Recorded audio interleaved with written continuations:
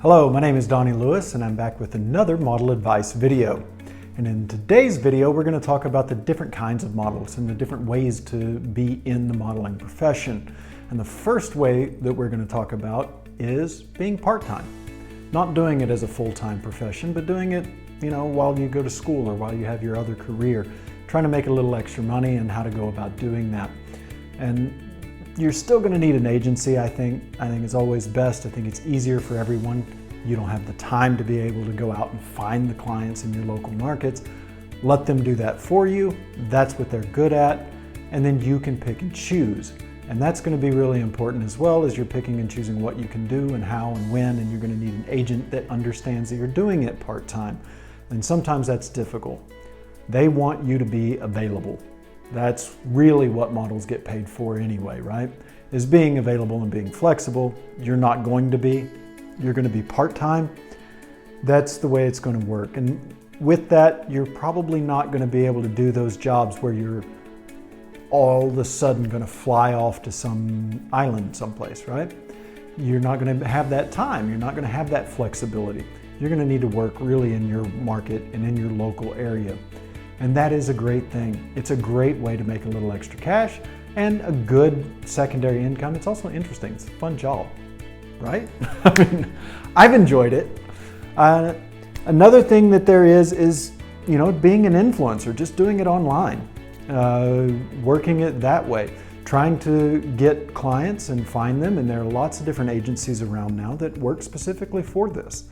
And they need you to take pictures with their products and put it out online. Everybody knows what an influencer is now. But as a model, you can try to put that in your repertoire of things that you're doing, or do that exclusively if you want. And then you don't need a modeling agency necessarily. You need an influencer agency, somebody that connects clients with influencers, right?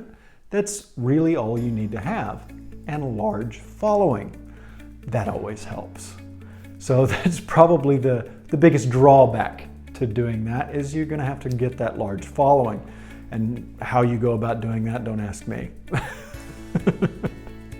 So the next thing is like doing this in a purely traditional sense, right? And what I mean by that is going back to doing those first steps, taking your tests, getting your mother agency, getting agencies around the world, going and opening up markets, going to build your book in different places, getting a lot of editorials, having a really strong book, going to the major markets, trying to get your career built in that traditional way. This may be going the way of the dodo, I don't know.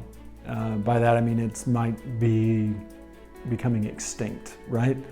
I don't know how effective this way of working is as the industry transitions and changes and moves to new ways of doing things. For instance, with social media and with influencers and with so many things becoming online this way. I don't know how viable that's going to be. Maybe there's not going to be the fashion shows for you to go and meet all of these clients, in one spot. You can't just go to Milan or go to Paris or go to London or go to New York and meet all of the people from all over the world in a week. So we'll have to wait and see, but that is the traditional way of going about doing it.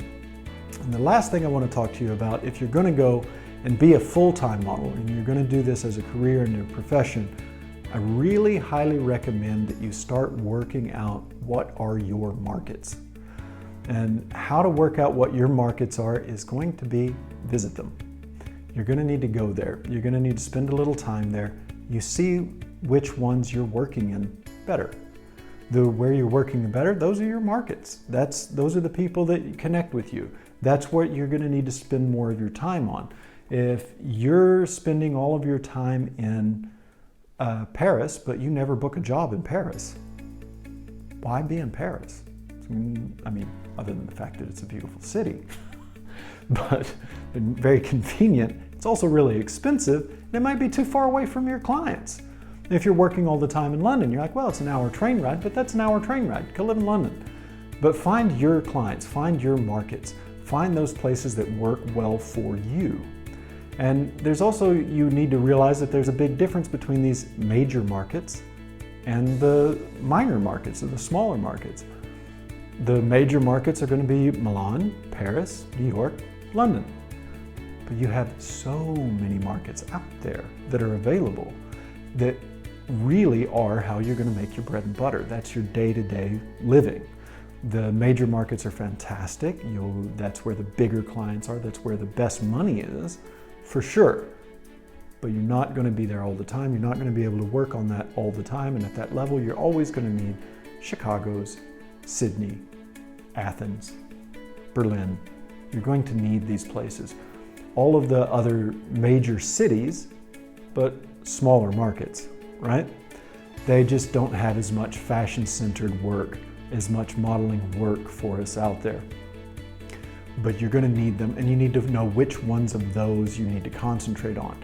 Who gets your attention? Who gets your best effort all the time?